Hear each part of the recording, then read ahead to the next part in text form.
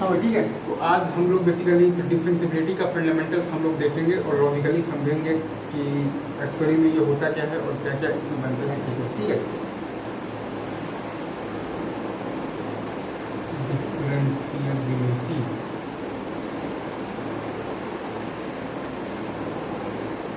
इसमें अपन बेसिकली इसमें अपन शुरू में पहले 3-4 वो देख लेते हैं टर्म्स क्या क्या होता है मतलब, ठीक है, और उसके बाद मैं इसको बहुत अच्छे से एक्सप्लेन करूँगा। इसमें पहला अपना होता है टर्म होता है RHD। RHD का फुल फॉर्म होता है राइट हैंड डेरिवेटिव। ठीक है,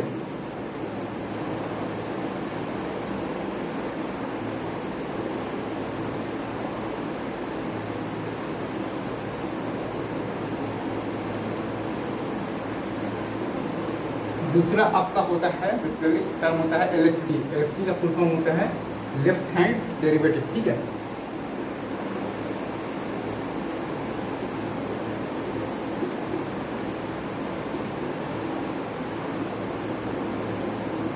ये हो गया। इन दोनों को मिलाकर एक तरह से अपन बेसिकली तो ये भी लिख सकते हैं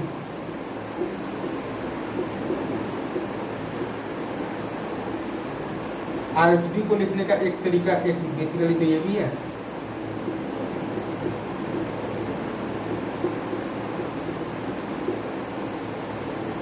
और LHD को लिखने का एक तरीका आपके पास ये भी है।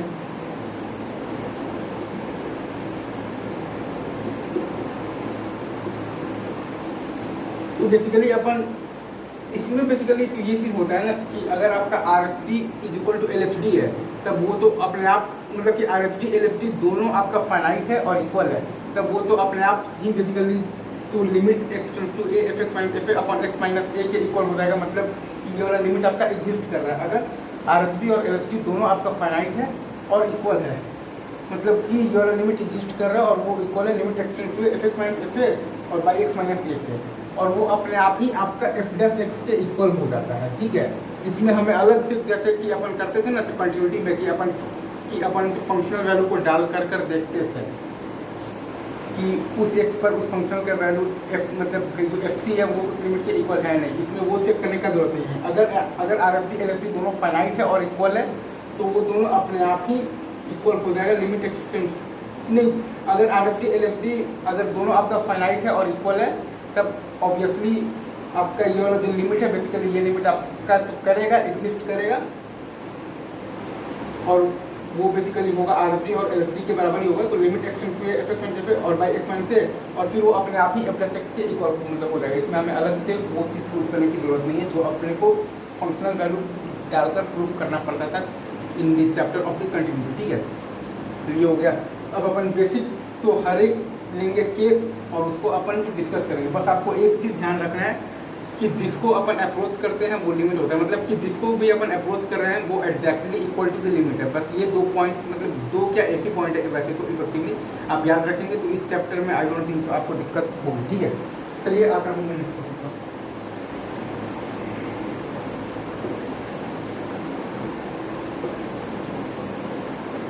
पहला अपन जो केस लेंगे वो केस में अगर अपना फंक्शन जो है उस पॉइंट पर है, आपका फंक्शन उस पॉइंट पर डिफरेंशिएबल है, तब उस पॉइंट पर RHD LHD का क्या सीन होता है ये अपन इसमें देखते हैं। लाइक अपन मान लिए ये, ठीक है, तो RHD बेसिकली जो डिफाइन होता है ना, एक पॉइंट तो आपका जिस पॉइंट पर डिफरेंशिएबिलिटी को चेक करना है वो पॉइंट आपका फिक्स्ड है। दूसरा पॉइंट आप RHD के लिए या पहले अपन डिफाइन कर लेते हैं LHD, तो ये जो कर्व है ना इसके आप तो लेफ्ट हैंड साइड से पॉइंट को लाकर इस पॉइंट को अप्रोच कराते हैं। वहीं अगर अपन RHD की बात करें तो ये जो कर्व है इसके अपन तो राइट हैंड साइड से पॉइंट लाकर और इस पॉइंट को अप्रोच कराते हैं। तो ये जो कॉर्ड बनेगा तो ये पॉइंट तो फिक्स है और ये पॉइंट को अपन तो LHD के केस में अपन तो लेफ्ट हैंड साइड से लाएंगे, फिर आपका जो ये कॉर्ड बनेगा फिर आपका जो ये कॉर्ड बनेगा। वैसे ही जो RHD का केस है उसमें आपका तो ये पॉइंट तो फिक्स है और ये पॉइंट को अपन तो राइट साइड से अप्रोच करवाएंगे। ठीक है, तो जैसा कि मैंने बताया था कि जिसको अप्रोच करते हैं वही लिमिट होता है, जिसको अप्रोच करते हैं वो exactly equal to the limit होता है। तो अपन जो ये जो कॉर्ड जो लेफ्ट हैंड साइड से जा रहा है, ठीक है, इसको अपन अप्रोच कर रहे हैं, मतलब कि ये इसको अप्रोच कर रहा है। ठीक है, तो लिमिट का value is equal to this है। LHD मतलब ये केस में है आपका 0 है। ठीक है, मतलब कि अपन जो लेफ्ट हैंड साइड से जो कॉर्ड बना रहे हैं, ठीक है, अपन जो लेफ्ट हैंड साइड मतलब कि ये वाला जो लाइन है ना, इस लाइन को ही अप्रोच तो कर रहा है, ठीक है। बेसिकली ये वाला कॉर्ड जो लेफ्ट हैंड साइड वाला जो कॉर्ड है वो इस लाइन को ही अप्रोच कर रहा है, ठीक है। तो ये जाते जाते जाते जाते तो यही आपका फाइनली आपका एलएचडी का वैल्यू भी यही है, क्योंकि जिसको अप्रोच करते हैं वही लिमिट होता है, जिसको अप्रोच करते हैं वो exactly equal to the limit होता है। तो क्योंकि ये वाला कॉर्ड इस लाइन को अप्रोच कर रहा है, तो इस कॉर्ड का स्लोप इस लाइन के स्लोप को अप्रोच कर रहा है, मतलब कि इस कॉर्ड का स्लोप इस लाइन के स्लोप को अगर अप्रोच कर रहा है तो जिसको अप्रोच करता है वही लिमिट होता है। मतलब कि इस जो कॉर्ड का जो स्लोप है इसका लिमिटिंग वैल्यू इस लाइन का स्लोप है, मतलब कि आपका जो एलएचडी है वो इस लाइन का स्लोप है और वो आपका जीरो है। वैसे ही अगर आप ये वाले साइड से देखेंगे तो ये भी आपको इसको ही अप्रोच कर रहा है, तो यही आपका आरएचडी भी है, जीरो है। अगेन मैं आपके लिए फिर से एक्सप्लेन करता हूँ कि ये वाला कॉर्ड जो है वो इस लाइन को अप्रोच कर रहा है, इस कॉर्ड का स्लोप जो है वो इस लाइन के स्लोप को अप्रोच कर रहा है, तो इस कॉर्ड के स्लोप का लिमिटिंग वैल्यू मतलब कि जो कि आपका आरएचडी डिफाइन है वो इस लाइन का स्लोप है जो कि जीरो है। इस केस में आपका फंक्शनल, इस केस में आपका जो फंक्शन है वो आपका जो डिफरेंशिएबल है, ठीक है। अगेन इसमें फिर से वही चीज़ है कि अपने को बस देखना आना चाहिए कि आरएचडी और एलएचडी दोनों फाइनाइट हो और इक्वल होगा तो फंक्शनल आपका डिफरेंशिएबल होगा, ठीक है। एक केस और मान लीजिए, अगर ये पॉइंट है, ठीक है, अपन फिर से लिए हैं तो लेफ्ट हैंड साइड से कॉर्ड लिए हैं तो वो अप्रोच कर रहा है इस लाइन को, ठीक है। इस लाइन को अप्रोच किया जा रहा है ऐसे ऐसे कर कर, तो जिसको अप्रोच करते हैं वही लिमिट होता है, जिसको अप्रोच करते हैं वो exactly equal to the limit होता है, तो यही आपका लिमिट है। क्योंकि ये वाला कॉर्ड इस लाइन को अप्रोच कर रहा है तो इस कॉर्ड का स्लोप इस लाइन के स्लोप को अप्रोच कर रहा है, तो इस जो आपका जो कॉर्ड का स्लोप का लिमिटिंग वैल्यू है वो आपका ये लाइन का स्लोप है, मतलब कि जो आपका एलएचडी है वो ये लाइन का स्लोप है। सपोज दैट इस लाइन का स्लोप मान लीजिए तो tan का इक्वल टू -2 है। वैसे ही आप जब ये साइड से भी लाएंगे, ठीक है, तो ये भी आपको इस लाइन को ही अप्रोच कर रहा है, ये लाइन को अप्रोच कर रहा है, ठीक है, इस लाइन को अप्रोच कर रहा है, ये लाइन को अप्रोच कर रहा है, तो फिर यही आपका लिमिट है। मतलब कि ये कॉर्ड आपका इस लाइन को अप्रोच कर रहा है तो ये कॉर्ड का स्लोप इस लाइन के स्लोप को अप्रोच कर रहा है, तो इस जो आपका जो कॉर्ड्स के स्लोप का लिमिटिंग वैल्यू है वो ये लाइन का स्लोप है, मतलब कि आरएचडी आपका ये लाइन का स्लोप है जो कि आपका tan का इक्वल टू -2 है एलएचडी, और आरएचडी का भी tan का इक्वल टू -2 है। अगेन ये फंक्शन आपका है डिफरेंशिएबल है, ठीक है। अब अपन इसके बाद जो भी लेंगे तो केसेस, उन केसेस में फंक्शन आपका नॉन डिफरेंशिएबल आ रहा होगा। अब वो नॉन डिफरेंशिएबिलिटी का क्या क्या कारण है उस कारण पर भी अपन बातचीत करेंगे। एक मिनट,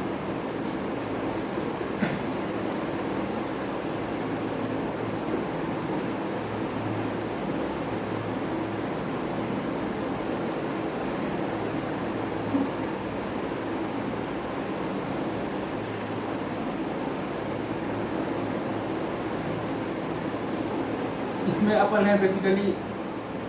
जो अभी जो केस लेंगे उसमें जो फंक्शन होगा वो नॉन आपका तो डिफरेंशिएबल होगा, ठीक है, due to the sharp turn के कारण, ठीक है, due to the sharp turn वाला केस। इस केस में बेसिकली ये होता है कि आरएचडी और एलएचडी दोनों आपका फाइनाइट है, ठीक है, दोनों आपका फाइनाइट है लेकिन दोनों आपस में अनइक्वल है, ठीक है। आरएचडी भी एग्जिस्ट कर रहा है, फाइनाइट है, एलएचडी भी आपका एग्जिस्ट कर रहा है और फाइनाइट है, ठीक है, पर दोनों आपस में अनइक्वल है। तो ये केस ऑफ नॉन डिफरेंशिएबिलिटी जो है इसको अपन कहते हैं शार्प टर्न का केस है। मतलब इस केस में आरएचडी भी है, एलएचडी भी है, लेकिन वो वाला जो लिमिट है और दोनों फाइनाइट भी है, लेकिन दोनों फाइनाइट होकर इक्वल मतलब होना चाहिए, तभी आपका limit x tends to F X minus F upon X minus से आपका वो करता एग्जिस्ट, और वो अपने आप ही एफ प्लस एक्स से इक्वल होता है। इसमें हमें अलग से फंक्शनल वैल्यू डालकर प्रूफ करने की कोई भी जरूरत नहीं है, ठीक है। बट यहाँ पर फाइनाइट है और अनइक्वल है, मतलब कि वो वाला limit x tends to F X minus F upon X minus से एग्जिस्ट ही नहीं कर रहा है, मतलब कि फंक्शन आपका नॉन डिफरेंशिएबल है। अब इसके आप केस में देख सकते हैं, लाइक आपका जो ये वाला जो केस है, मान लीजिए ये जो आपका जो लाइन है, आप जब तो राइट हैंड साइड से जब आप आ रहे हैं तो आपका ये कॉर्ड है, ये कॉर्ड है, ये कॉर्ड है, इस आप मतलब कि ये लाइन को अप्रोच किया जा रहा है ऐसे, ठीक, मतलब क्या ठीक है, इस लाइन को अप्रोच किया जा रहा है ऐसे, मतलब कि आपका लिमिट आपका तो ये लाइन है, मतलब कि ये जो आपका जो लेफ्ट हैंड साइड का कॉर्ड है वो इस लाइन को अप्रोच कर रहा है, तो लेफ्ट हैंड साइड के कॉर्ड का स्लोप इस लाइन के स्लोप को अप्रोच कर रहा है, मतलब कि लेफ्ट हैंड कॉर्ड के स्लोप का लिमिटिंग वैल्यू इस लाइन के स्लोप के इक्वल है, मतलब कि आपका एलएचडी इस लाइन के स्लोप के इक्वल है। सिमिलरली आप देखेंगे तो जो आरएचडी है वो आपका इस लाइन के स्लोप के इक्वल है। इस लाइन का स्लोप मान लीजिए कि tan theta is equal to 2 है, इस लाइन का स्लोप मान लीजिए तो कि tan theta is equal to -3 है। तो आप जब राइट हैंड साइड से जब आप डालेंगे कॉर्ड तो इस लाइन को अप्रोच कर रहा है, ठीक है, ऐसे मतलब कि लिमिट आपका ये लाइन है, मतलब कि ये सारे कॉर्ड से इस लाइन को अप्रोच कर रहा है, तो इन सारे कॉर्ड्स का स्लोप इस लाइन के स्लोप को अप्रोच कर रहा है, मतलब कि ये सारे कॉर्ड्स के स्लोप का लिमिटिंग वैल्यू आपका ये लाइन का स्लोप है, मतलब कि RHD आपका ये लाइन का स्लोप है। तो RHD यहाँ पर है आपका -3, LHD है आपका 2। तो ये आपका शार्प टर्म है, और शार्प जो टर्म के कारण आपका ये जो फंक्शन है ये आपका नॉन डिफरेंशिएबल है, ठीक है। इस केस में भी वो वाला लिमिट एग्जिस्ट नहीं कर रहा है। कौन सा limit? Limit extends to f(x - fa) x - a, वो लिमिट एग्जिस्ट नहीं कर रहा है। और इसका एग्जिस्ट न करने का वो वाला कारण है कि इसका RHL तो है और इसका LHL भी है, RHL भी है, LHL भी है, लेकिन और दोनों का दोनों फाइनाइट भी है, लेकिन दोनों आपस में इक्वल नहीं है। तो लिमिट अगर एग्जिस्ट करना है तो RHL LHL होना चाहिए, दोनों फाइनाइट होना चाहिए और दोनों आपस में इक्वल भी होना चाहिए। बट यहाँ पर वो चीज़ नहीं है आपका, यहाँ पर आपका वो चीज़ मिसिंग है, ठीक है। तो ये जो जंप का वैल्यू है, यहाँ पर जंप जो अपन निकाले थे RHL माइनस LHL का मॉड जो होता है वो अपना है 2 -3, जंप का वैल्यू यहाँ पर 5 है, ठीक है। ऐसे ही आप एक और एग्जांपल देख लीजिए, लाइक बहुत सारे केसेस इसमें बन सकते हैं। ये है तो ये लाइन का स्लोप है आपका RHD और ये लाइन का स्लोप है आपका LHD। अगेन दोनों लाइन डिफरेंट है, दोनों का स्लोप डिफरेंट है, RHD is not equal to LHD है, लेकिन दोनों फाइनाइट है, दोनों फाइनाइट है लेकिन दोनों अनइक्वल है। इस केस में भी आप वही कहेंगे कि आपका फंक्शन जो है वो नॉन डिफरेंशिएबल है due to the sharp term, ठीक है। अब अपन दूसरा केस लेंगे जिसके चलते कि फंक्शन अपना हो सकता है नॉन डिफरेंशिएबल, ठीक है।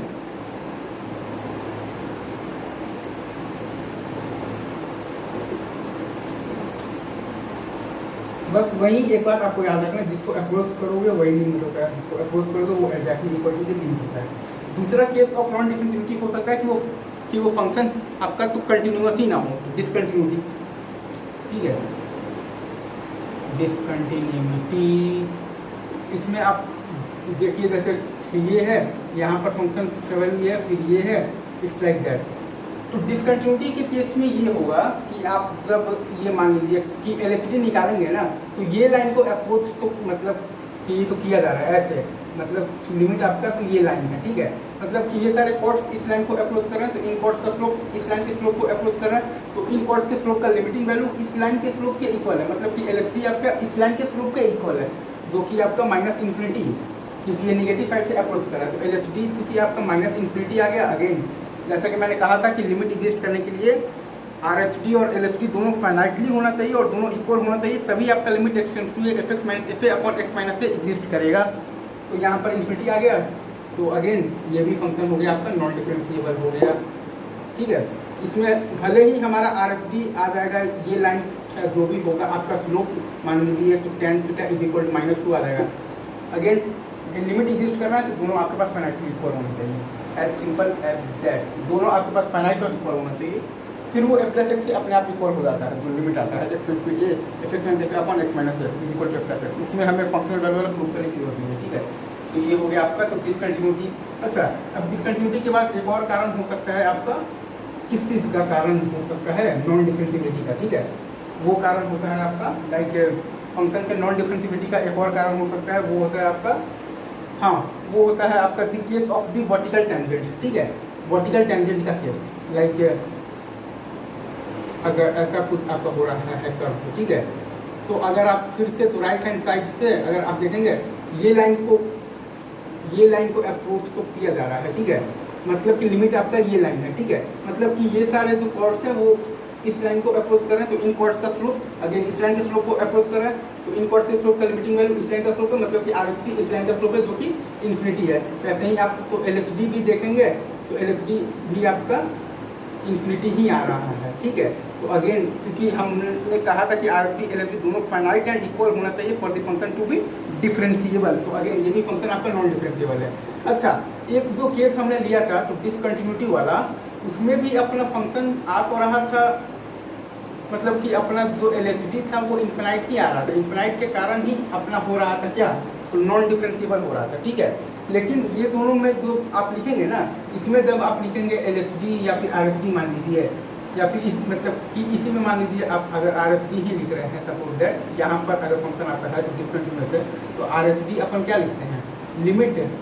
H tends to 0 plus F A plus H minus F a upon H.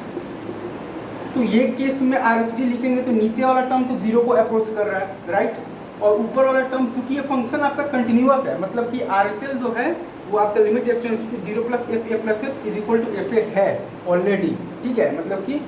इसको अप्रोच कर रहा है बेसिकली एफ ए को,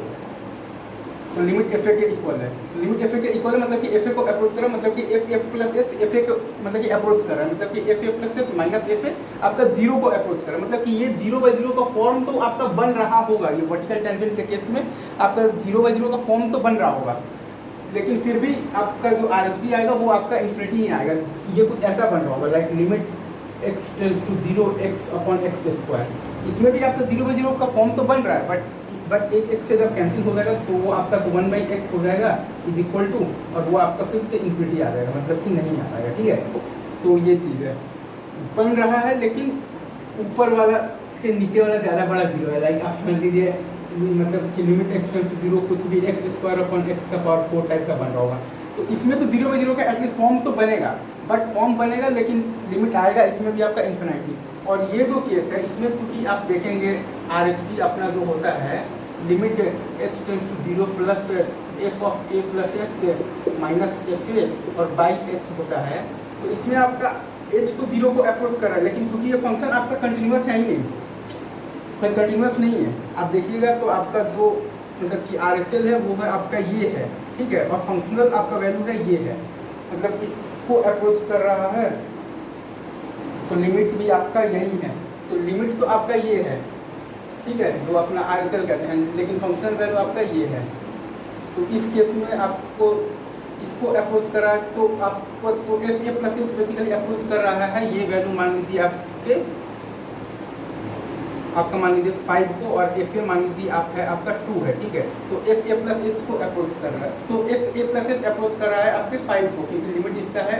5 है, तो एफ ए प्लस एच 5 को अप्रोच कर रहा है, और मतलब कि एफ ए 2 है, तो F A plus H minus F A आपका अप्रोच करेगा 3 को, और नीचे एच अप्रोच करेगा 0 को, तो यहाँ पर आपका 0/0 का फॉर्म ही नहीं बनेगा, ठीक है, यहाँ पर आपका जैसे कि 1/0 आ जाएगा या 2/0 आ जाएगा, यहाँ पर 0/0 का फॉर्म ही नहीं बनेगा, लेकिन यहाँ पर आपका 0/0 का फॉर्म तो बनेगा, ठीक है, एटलीस्ट 0/0 का फॉर्म बनेगा, लेकिन आना इन्फिनिटी ही है यहाँ भी, लेकिन आपका अगर फंक्शन तो डिसकंटिन्यूअस है तो वो 0/0 का फॉर्म ही नहीं बन रहा होगा, ठीक है। अगर आपका फंक्शन तो डिसकंटिन्यूअस है तो 0/0 का फॉर्म भी नहीं बन रहा होगा। अगर आपका फंक्शन में वर्टिकल टेंजेंट का केस है, मतलब फंक्शन आपका ऑलरेडी है तो सही कंटिन्यूअस, तो 0/0 का फॉर्म तो बनेगा, बट आएगा दोनों केसेस में इन्फिनिटी ही। इसको मैं एक बार फिर से एक्सप्लेन मार देता हूँ, लाइक